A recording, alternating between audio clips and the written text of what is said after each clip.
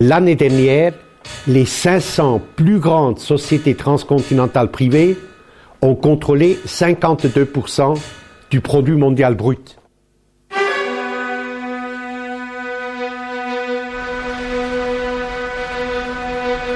La mondializzazione ha avuto questo effetto di unificare le classi capitalistiche in tutto il mondo.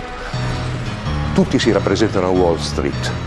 Wall Street non è semplicemente il centro del capitale americano, è il centro del capitalismo collettivo mondiale.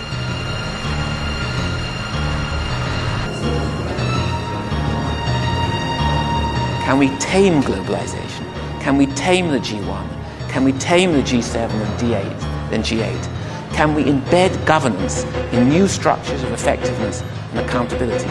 That is the big question for our century.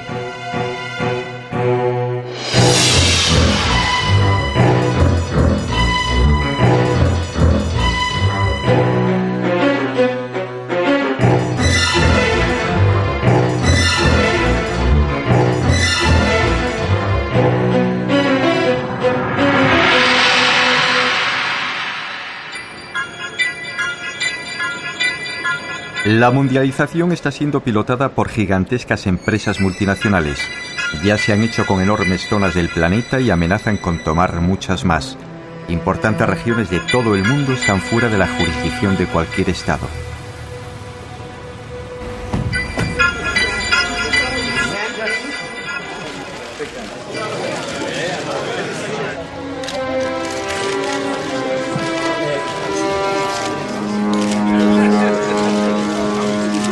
Seríamos muy ingenuos si concluyésemos que las personas que encabezan formalmente nuestros sistemas políticos, el señor Rodríguez Zapatero, el señor Blair o el señor Bush, tienen una capacidad firme de decisión en lo que respecta a lo realmente importante.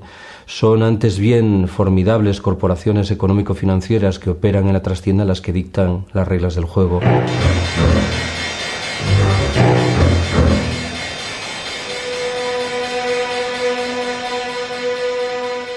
Les chefs d'État démocratiquement élus de ces États puissants, le matin, la première chose qu'ils font, c'est regarder les chiffres de la bourse, les indicateurs de la bourse de New York, de Tokyo, de la veille, pour savoir quel est le millimètre d'espace qu'ils ont pour leur politique fiscale, pour leur politique de l'emploi, pour leur politique d'investissement.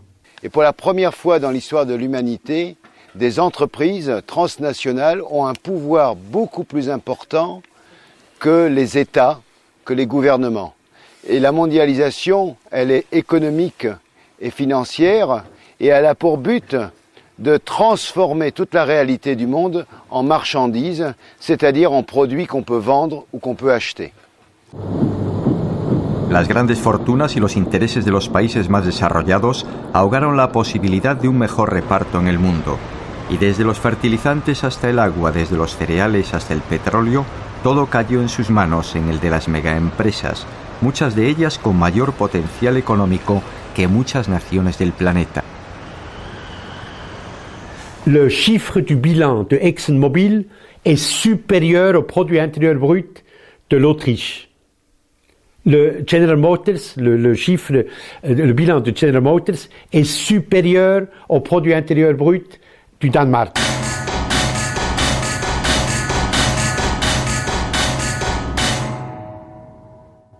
C'est que cette mondialisation, que les anglo-saxons appellent globalisation, a pour but de réduire la capacité des populations et des individus à décider de leur avenir. Et tout se décide uniquement en fonction des intérêts capitalistes des entreprises. Et si nous ne nous réveillons pas maintenant, eh bien c'est la jungle qui va recouvrir notre continent, la loi du plus fort. Il n'y a aucune raison que les démocraties telles que nous les connaissons, la civilisation républicaine démocratique ou la monarchie constitutionnelle telle que nous le connaissons depuis un peu plus de 200 ans sur ce continent, continue.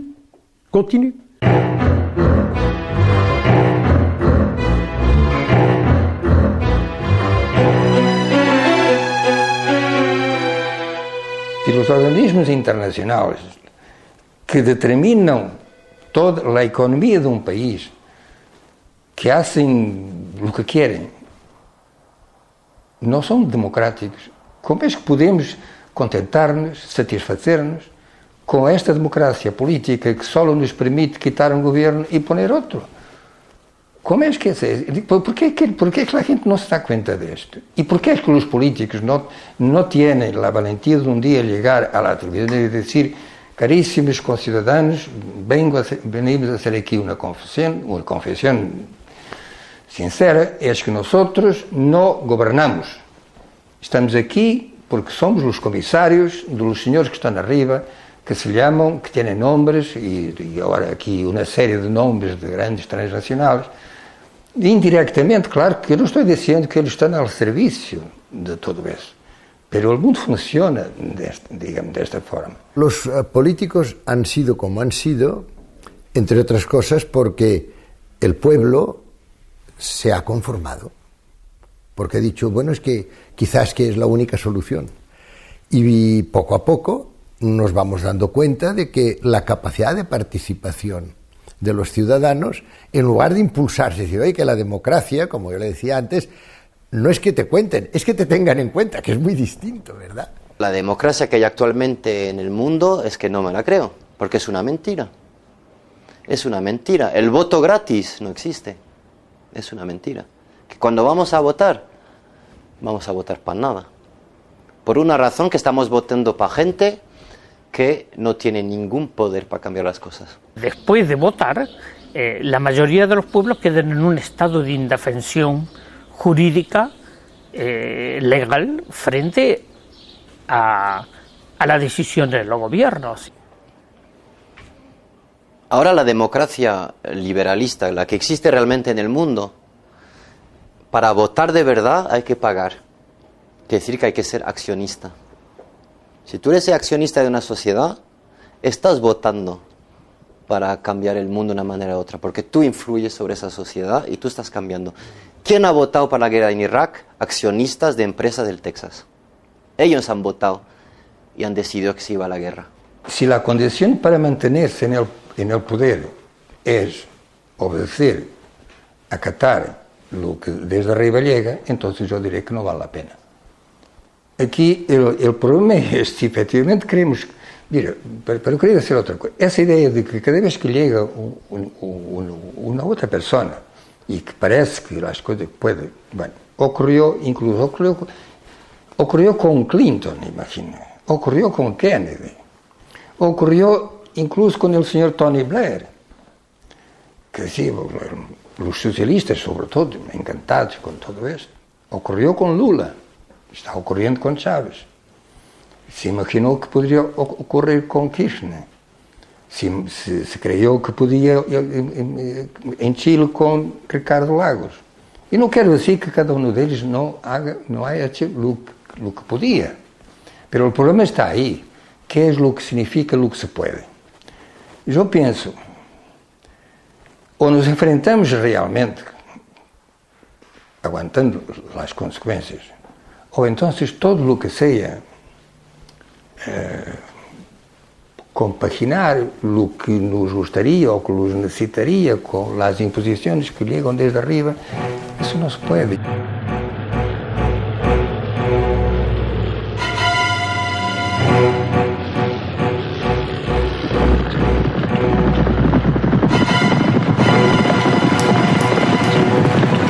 A los pocos días de asumir Lula, hubo una declaración de Frei Betto. Y Frei Betto lo dice muy sintético y con mucha precisión. Lula llegó al gobierno, pero no al poder. Entre llegar a un gobierno y tener el poder de lograr los cambios, hay una distancia abismal.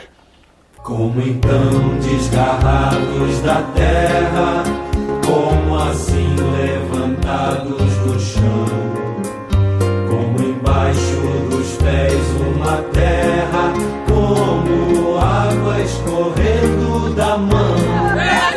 Pátria livre! Pátria livre! Lula se comprometió sobre todo a pagar la deuda.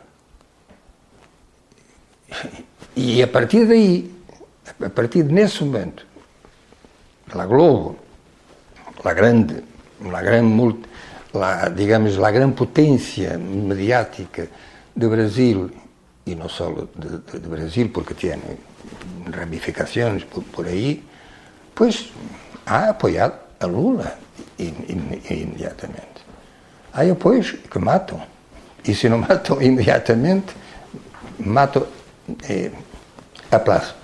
So if Lula had said, forget about the debt, my concern is the Brazilian people, and I am going to use Brazil's income for my own people, the financial markets would have attacked the real the next morning.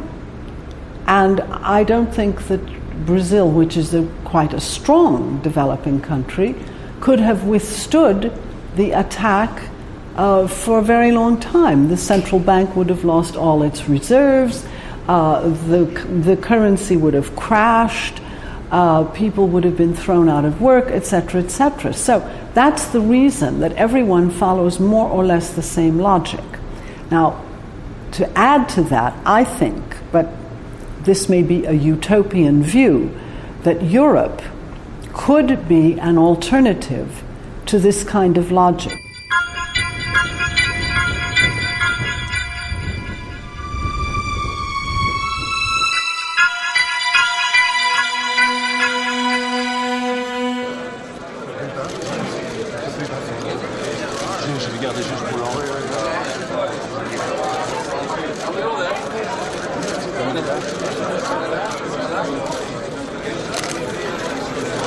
And I think if Europeans were serious, they could become a force for pursuing a different kind of globalization. And that is what I try to encourage. But I realize this is a very long shot, as we say. It's not a probable outcome.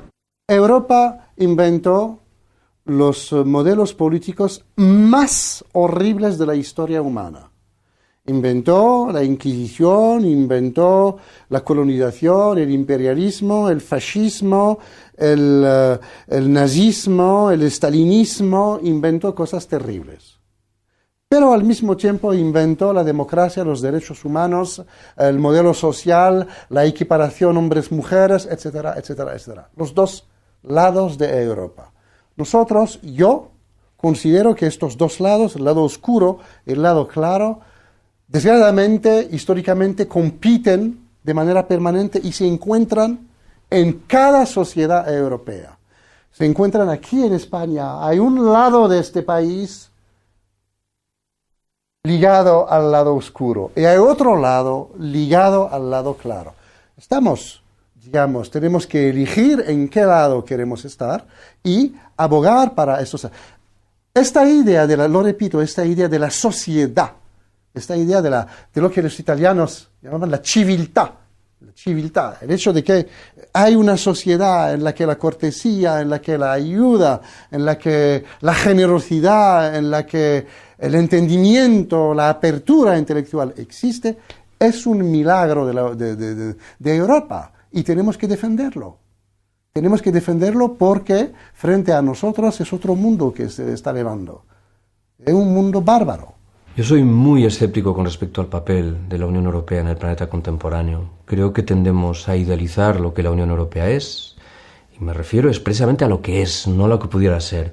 ¿Y en qué sentido digo esto? En dos sentidos diferentes. Creo que tenemos que abandonar una vieja distinción que sugiere que hay un modelo de capitalismo europeo caracterizado por su afortunada condición social y diferente del modelo norteamericano, mucho más impregnado por la lógica de la competición más feroz. Estamos obligados a preguntarnos, en otras palabras, qué es lo que ha quedado del presunto modelo de capitalismo social europeo luego de 20 años de políticas neoliberales abrazadas por todos y cada uno de los gobiernos de los Estados miembros de la Unión y plasmadas, por cierto, en el Tratado de Maastricht y en el Tratado Constitucional. ¿Qué es lo más importante del reaccionarismo económico actual? El hecho de que efectivamente solo quieren jugar a favor de corriente y que hoy la corriente está en las grandes empresas. Pero ¿qué hay más contrario al liberalismo político que las grandes empresas? Vamos, lo del señor Bush con Halliburton y con todas las grandes sociedades que le apoyan a él, ¿cómo podemos llamar a Bush liberal en ningún sentido? Vivimos en el imperio de las transnacionales, en el imperio del capital. Entonces esa es la diferencia sustancial entre el liberalismo y el neoliberalismo. Y el neoliberalismo utiliza esa coartada del libre mercado como una estrategia para apropiarse de todo. Telefónica, 133.000 trabajadores, 133.000 millones de beneficios. Repsol, 18.700 trabajadores, 117.000 millones de beneficios. Argentaria, 17.000 trabajadores, 80.000 millones de beneficios. Tabacalera, 11.000 trabajadores, 14.000 millones de beneficios. Y están eliminando también los servicios públicos por la razón muy simple. Es que la acumulación de capital exige que todo se transforma en mercancía, porque es solamente sobre mercancías que usted puede hacer un provecho. Y el provecho sirve a la acumulación. El sistema económico vigente hoy en día a nivel mundial, representado por la OMC, por el Fondo Monetario Internacional, es un sistema basado en la idea de que la sociedad no existe. La sociedad. Existe un mundo de individuos en competencia permanente entre ellos. De ahí el artículo 1.3 del Tratado Constitucional. Competencia libre y no falseada. ¿Qué significa falseada? Significa que el Estado no debe intervenir, o sea, no existe. No, la sociedad desaparece. Lo que existe es únicamente la economía, el mercado. Y, en este sentido, me parece que hoy en día todos los servicios públicos, que nosotros llamamos servicios, son amenazados. It is said that if you could privatize all of the public health systems in Europe, it would be a market of at least $2.5 trillion a year. Es un campo enorme. Solamente la educación en el mundo significa gastos de más de 2.000 millones de dólares. Así es una fuente extraordinaria de posibilidad de provecho. Vous pouvez privatiser le golf ou vous pouvez privatiser, je ne sais pas, moi, la gymnastique, ou mais vous ne pouvez pas privatiser la santé et l'éducation. Et je crois que là, il n'y a pas beaucoup de conflits de civilisation là-dessus. Un espagnol, il pense comme un arabe là-dessus. Tenemos ya 4 cátedras con nombres de multinacionales belgas, porque han pagado por eso. Así, las universidades son más y más escuelas superiores al servicio del mercado. Pero no hay reacción. No hay reacción dentro de los profesores, de los investigadores, muy poco dentro de los estudiantes, por muchas razones. Pero una de las razones es el hecho que se hace por pequeños pasos. Y así se absorba este cambio. Pero un día eso tiene de explotar.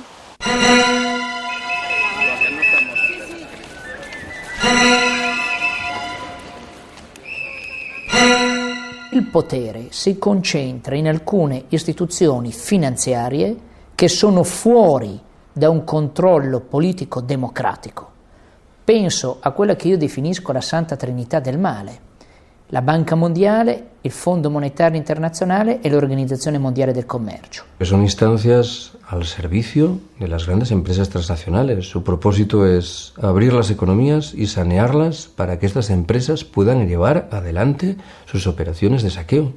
Y no hay nada más. Allí donde hay un programa de ajuste del Fondo Monetario Internacional, lo que sabemos que hay es más miseria. Sí, porque lo que ocurre es que al someterte a las leyes del llamado mercado, que es esta especie de Dios que nos gobierna ahora, que es un señor peor que el Dios del Antiguo Testamento, lo que ya es decir, está enojadísimo siempre el mercado. Siempre está furioso, siempre está vengándose, castigando, prohibiendo. Es un Dios de las prohibiciones, de los castigos, de las amenazas. Y entonces, claro, a través de estos organismos tipo Banco Mundial, Fondo Monetario y otros más, pues ejercen una coacción, ¿verdad?, continua sobre países que tienen sus soberanías recortadas por la deuda externa.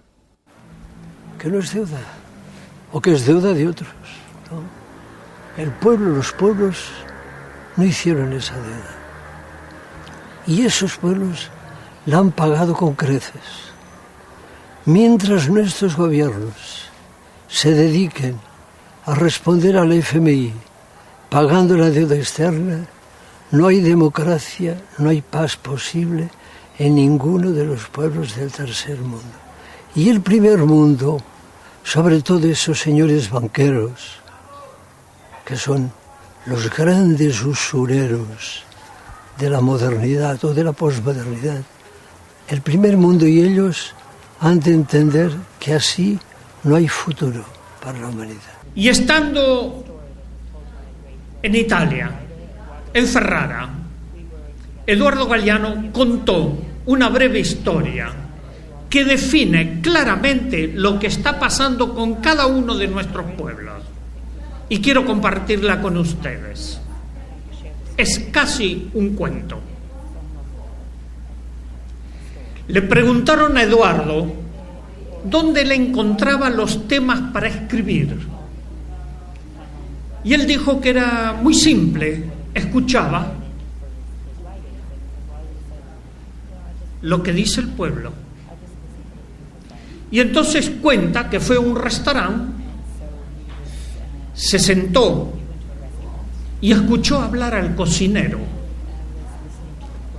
Y el cocinero había hecho una asamblea donde estaban presentes las gallinas, los patos, los cerdos, los conejos, los faisanes. Y entonces les preguntó, dice, los he reunido para hacerles una pregunta.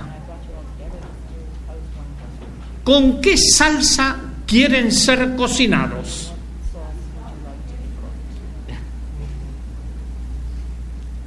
Todos quedaron asustadísimos hasta que se escuchó a una humilde gallina decir, yo no quiero ser cocinada.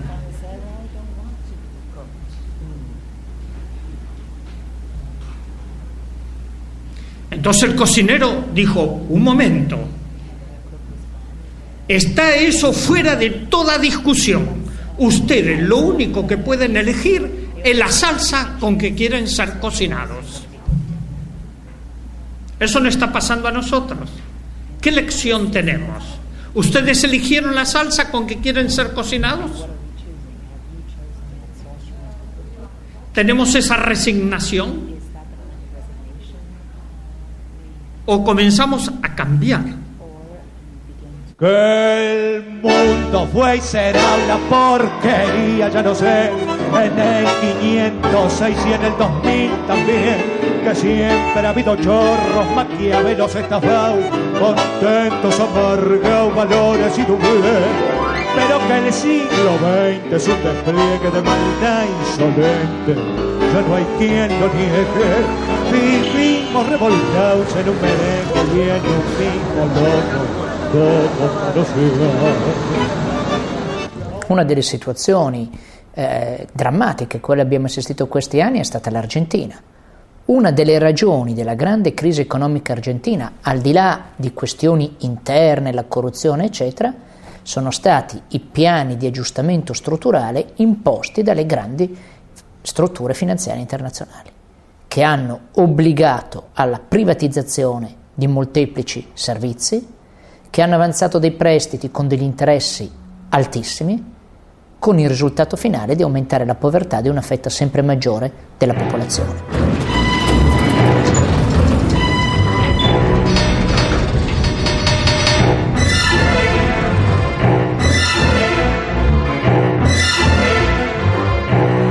Hoy todo cambió y una nueva relación ha comenzado.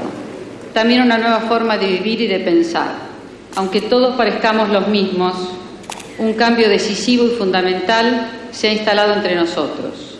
Y es un hecho de justicia histórica que este cambio lo realice un presidente justicialista, cerrando así el ciclo que comenzó hace 40 años. Jamás nadie como Menem había osado llevar la traición como bandera, ni ejecutar con tanto cinismo acciones contra la nación. El travestismo del nuevo jefe va a pulverizar medio siglo de resistencias populares. Impone la ideología de la derrota frente al modelo global. Indulta a los jefes de la dictadura y traiciona a millones de trabajadores que soportaron la represión. Abandona el antiimperialismo popular y la política de no alineamiento de Perón y Evita para establecer relaciones carnales con Estados Unidos. Su programa será el del Banco Mundial y el Fondo Monetario. Lo que sucedió en la Argentina fue la aplicación de políticas que se aplicaron no solamente en la Argentina. Has hablado de globalización. La globalización no ha sido otra cosa que la exportación global de un determinado modelo económico.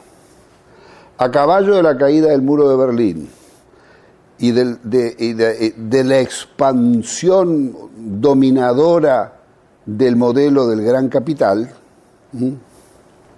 surgen estos planes. Es la época del consenso de Washington. Todas las políticas de ajuste estructurales, sobre todo en países de Latinoamérica, por ejemplo, facilitaron las privatizaciones masivas y facilitaron el que las empresas transnacionales campasen por el mundo como los nuevos señores feudales. En Argentina, durante el gobierno de Menem, se privatizó todo menos 3 cosas: el perro, el gato y el loro.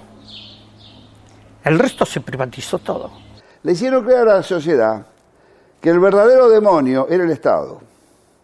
Y los ángeles salvadores venían de manos de las privatizaciones y las corporaciones. Carlos Menem remató la operación al vender las empresas públicas a inversores extranjeros. La deuda externa se disparó hasta los 188.000 millones de euros con el gobierno de Fernando de la Rúa. Porque el plan que impone el Fondo Monetario Internacional es un plan decidido a hacer un gran negocio financiero con este asunto de la deuda y asegurar gran rédito a las corporaciones y al sistema bancario. Mira, esto es muy largo de explicar, pero piensa que todo esto cierra que al final los bancos rompen las reglas básicas del sistema capitalista. Los bancos se llevan los depósitos de los ahorristas.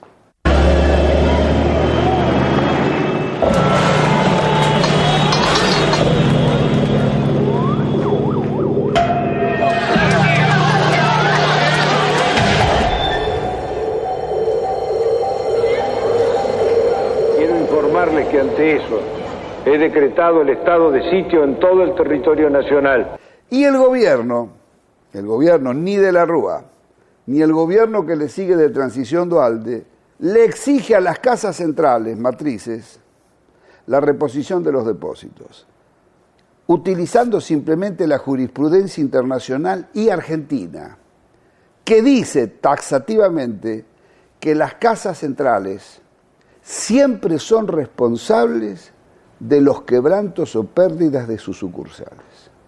Aún hoy,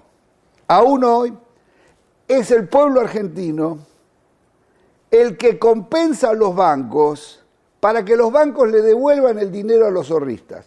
Aún hoy. Un dólar arriba de otro dólar que junté a lo largo de 25 años de trabajo para que cuando me jubilara tuviera una vejez digna, cosa que el gobierno no me da. ¿Por qué no nos tratan los bancos como tratan a sus ahorristas en el exterior? Y yo los puse en bancos privados, porque desconfiaba de los bancos nuestros, porque ya me agarraron en el 89, pero evidentemente soy una estúpida. Entonces, ¿qué necesitan? ¿Una bomba? Yo no soy de poner bombas, pero al menos me desahogo con la cacerola. Esta cacerola le hizo puré a mis hijos para que cada vez que la vea sepa que si me roban porque ellos son unos sinvergüenzas, pero yo luché por mis derechos. La gente se fue sintiendo cada vez más furiosa, cada vez más enojada con esta estafa que le habían hecho. le habían prometido lo contrario de lo que se hacía.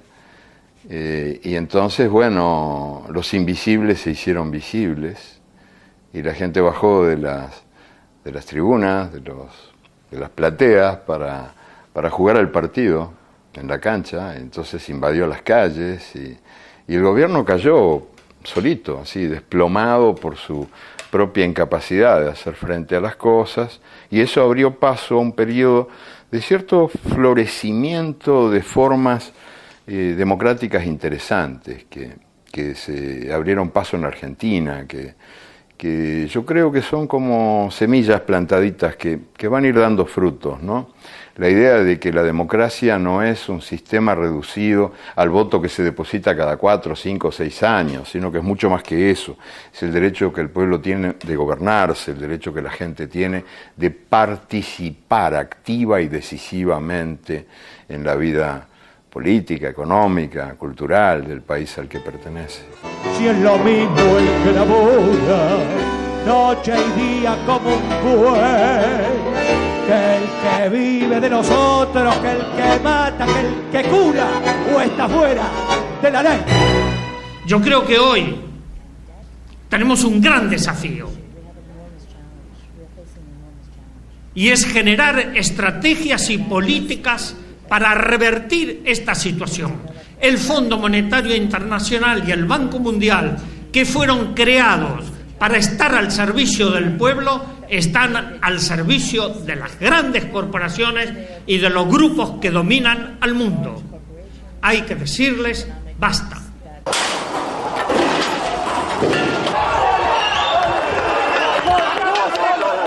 Argentina tiene, por la gracia de Dios, 30 millones de hectáreas de tierra cultivable, innumerables y profundos ríos, un ancho mar con millones de toneladas de peces, todos los climas, personas calificadas y trabajadoras, trigo, maíz, ganado bovino y ovino, industria automotriz, electrónica, mecánica y química, petróleo, minería y la lista sigue. Entonces, ¿cuál es el problema? ¿Quién fue el creador de esta bomba?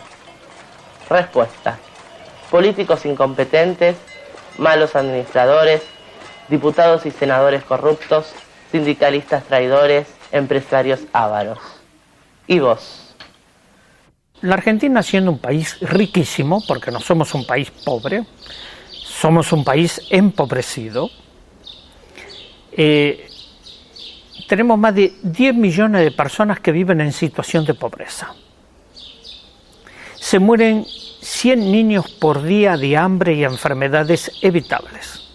Cada ajuste era una puñalada en el corazón para un médico que venía aquí, porque sabía que después de ese ajuste, 3, 4, 5, 6 veces más, los chicos que nacían en ese periodo no iban a comer. Entonces íbamos a tener esta cantidad de chicos. Y de ahí nació este documento que nosotros hicimos hace poco, que dice: otros toman las decisiones, nosotros lo vemos morir. Pero resulta que cuando nosotros empezamos a leer, traducíamos bibliografías del inglés. Entonces nosotros veíamos cómo se solucionaba, cómo le arreglábamos los líquidos, cómo le arreglábamos las sales, cómo le arreglábamos las proteínas. Y después ya, viendo que cada vez era más y que nos sobrepasaba, empezamos a leer otras cosas. Hasta llegamos a leer un libro argentino, Juan P. Garrahan, no sé si le suena. Dice: la desnutrición no es una enfermedad socioeconómica y cultural que se soluciona poniendo a trabajar a todos los factores de la nación. No dice que le vamos a dar alimento, que le vamos a todos los factores de la nación. Y ahí explotó todo, ahí ya nos dimos cuenta. ¿Qué hacemos nosotros con el desnutrido mandándolo a la casa? ¿Qué hace la nación? Vamos a salir de Tucumán, a Buenos Aires hay que llegar. Esta marcha es una fiesta, la locura de la... Vamos a salir de Tucumán, la marcha nacional de los chicos del pueblo. Yo este año los pude acompañar únicamente en un tramo que tiene que ver con el hambre. Fue la gran movilización, la marcha nacional de los chicos del pueblo, que hicieron 4.500 kilómetros desde la provincia de Tucumán, en el norte argentino, a Buenos Aires, parando de pueblo en pueblo para explicar lo siguiente. El hambre es un crimen. La otra cosa que dicen los chicos fue un impacto muy grande. Dicen, nosotros tenemos derechos y tenemos derecho a no comer de la basura. Esto de los chicos del pueblo, que lo digan los mismos chicos, es impactante. Nosotros tenemos derecho a una vida digna, a que nuestros padres tengan trabajo y a ser felices, porque no lo somos. Sin embargo, no queremos perder la alegría de la vida. No queremos más muertes por desnutrición, porque no nos gusta que nos cuenten el cuentito de que el país es pobre. Recorrimos las rutas y vimos que nuestro país es rico. Hay que repartir mejor. Esto ya no va más. ¡Basta! Con los chicos no se jode.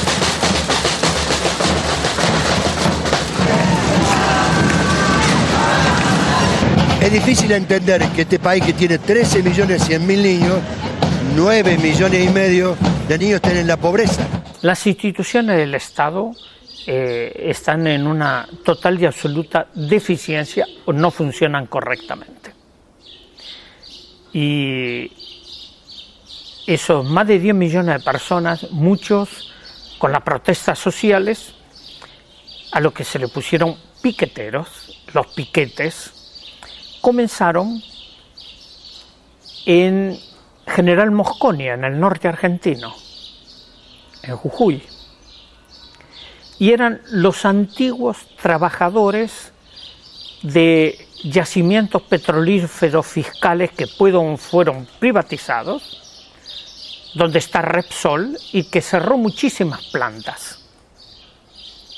Esta gente con familias que siempre vivieron dignamente, como trabajadores de la empresa petrolera estatal, al privatizarse quedaron en la calle. Entonces, ¿qué hicieron? Cortaron las rutas y ahí vino el nombre de piquetero, que fueron acusados de subversivos, reprimidos. Yo he estado en la zona, gente torturada, baleada por las fuerzas de la gendarmería y de la policía, y de ahí vino el nombre de piquetero. Somos los desocupados, todos los que te vamos a aportar. Somos los desocupados, todos los que te vamos a aportar. A ver. ¿Quién dirige la batuta? Si el pueblo lucha, por gobierno hijo de puta, a ver. No nos alcanza para nada. Así que tenemos que salir a la ruta o a donde sea, a cortar, a pedir más para toda la gente que realmente lo necesita. Marchan los dedos en dirección a la mano, marchan los dientes en dirección a la boca, los dientes quieren ser boca, los dedos quieren ser mano. Hay una creciente conciencia de la necesidad de juntarnos para que la democracia deje de ser algo cada vez más ajeno a la gente. Una cuchillada de amor, luna de los pobres siempre abierta. Yo vengo a ofrecer mi corazón como un documento inalterable. Yo vengo a ofrecer mi corazón. So here in Argentina you have both one of the clearest examples of the failure of the dominant economic model, orthodoxy, religion of our time, and also the first national rebellion against neoliberalism that we have seen.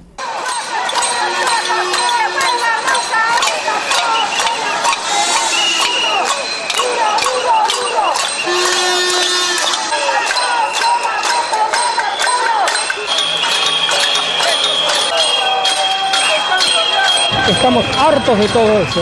Por eso estamos en la calle, para recuperar nuestros ahorros, pero también para sacar este gobierno corrupto de una vez por todas, que no soportamos más los argentinos. Queremos que se vayan ya. When they said que se vayan todos, they meant not just all of the people who had betrayed them, but the religion to which those people subscribed, the religion of neoliberalism. Yo vengo a ofrecer mi corazón. Mire las puntas de un mismo lazo. Me iré tranquila y me iré despacio y te daré todo y me darás algo que me alivie un poco más.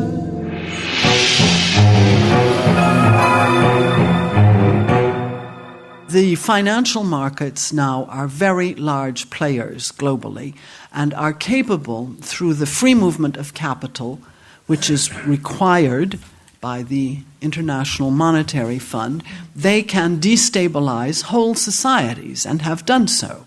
En 2004, tous les jours ouvrables, si vous prenez tous les jours ouvrables sur toutes les places financières du monde, par jour, à peu près 1000 milliards de dollars ont changé d'identité, monétaire o jurídico. El dato a mí me parece escalofriante. Hoy en día en el planeta se mueven 60 veces más recursos en operaciones de cariz estrictamente especulativo que los que corresponden a operaciones que implican la compraventa efectiva de bienes y de servicios. La especulación, por tanto, lo impregna todo.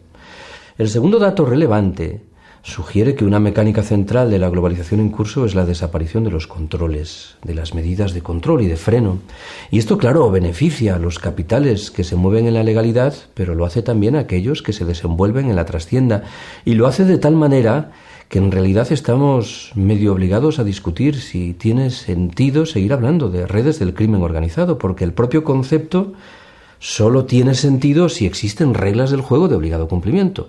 Quien no satisface las reglas se sitúa al margen y recibe el San Benito correspondiente. Pero si desaparecen las reglas, el propio concepto de crimen organizado parece que pierde sus cimientos. ¿Y cuál es el resultado? El resultado es el desconcierto actual. Es la contradicción entre democracias frágiles, vulnerables, como se quiera, a escala nacional, y una plutocracia, una oligocracia a escala internacional. Y tenemos tráfico de todo, tráfico de armas, tráfico de drogas, tráfico de personas, de capitales, de patentes, de todo. Y tenemos una vergüenza, que esto tendríamos que terminarlo, que es el que existan unos paraísos fiscales.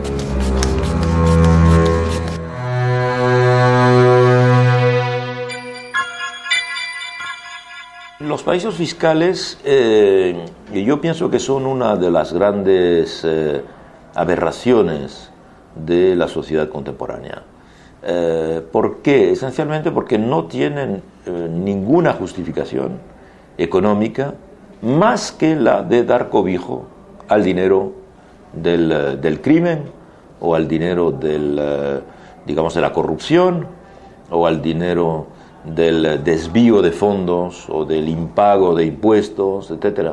Es decir, es crear un territorio sin ley para capitales que resultan en su inmensa mayoría del delito fiscal u otro tipo de delito.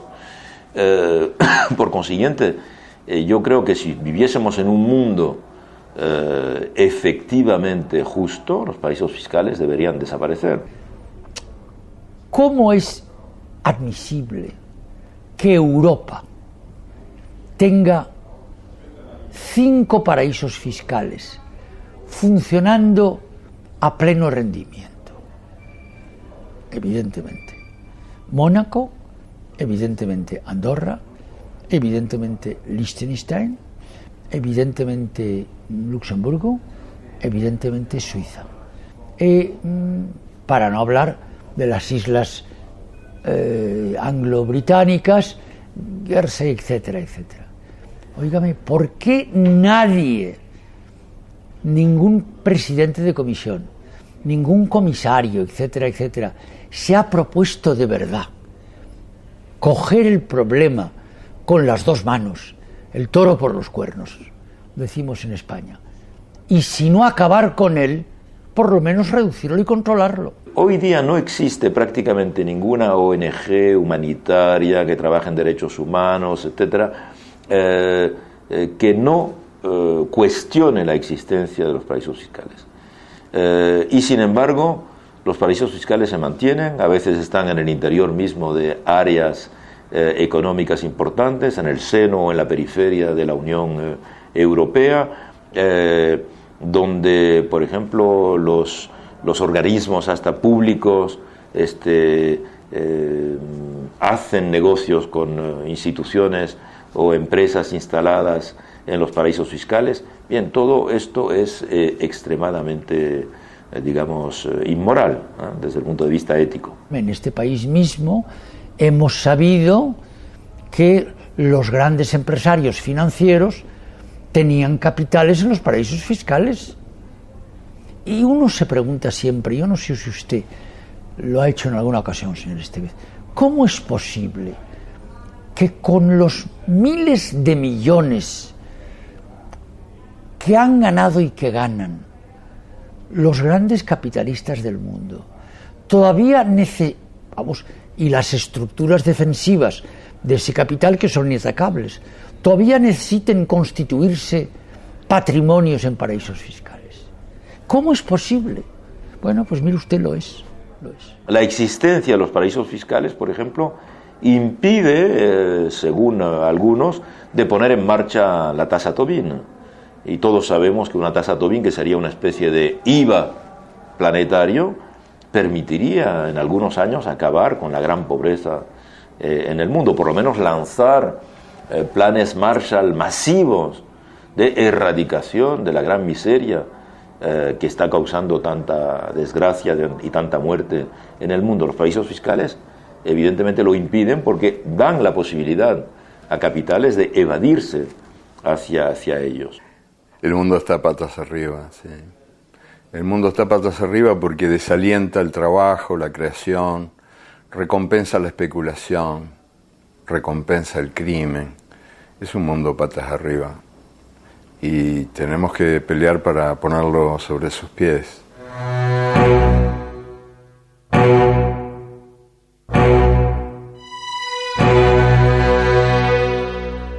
Frente a este capitalismo salvaje que hoy vivimos, yo creo que efectivamente hay que saber decir no. Es decir, que hay que saber decir no, bueno, pues a todas esas promesas también utópicas que desde la ideología neoliberal del mercado se nos dice que todo esto nos va a traer progreso y desarrollo para todos. Bueno, pues hay que saber decir no a esto, hay que saber decir no al pensamiento único, a este mito de que ya no hay ideologías en el mundo, cuando esto se nos dice desde una posición ideológica muy clara. Que es la dominación intelectual, cultural y el control científico, económico y político del mundo. Y lo grave de esto es que con este arrumbamiento de los valores de la izquierda hemos perdido todos los grandes valores éticos del comportamento politico e social. Si parla sempre in democrazia di voce del popolo, ma la voce del popolo oramai è un effetto riflettente della voce dei media. Se uno va a vedere, guarda i media, poi guarda quel che dice la gente, è la stessa roba. Ma qual è la fonte di quella voce? Non è il popolo, è il messaggio televisivo. Central bankers like catching the markets by surprise, and this morning they certainly did so. On today's events with Roy Blumberg at our Wall Street Bureau. Roy, I still believe the market needs some more backing and filling, and yes, the Dow could likely. La majorité des grandes télévisions du monde, les grandes télévisions internationales, sont toutes aux mains d'entreprises transnationales qui essayent de contrôler l'information et la circulation de l'information. Donc il est évident que quand on voit les grandes chaînes internationales, leur volonté, c'est de faire appliquer le modèle et de conforter le modèle et de discréditer de manière évidente toute contestation de ce modèle dominant qu'est la globalisation.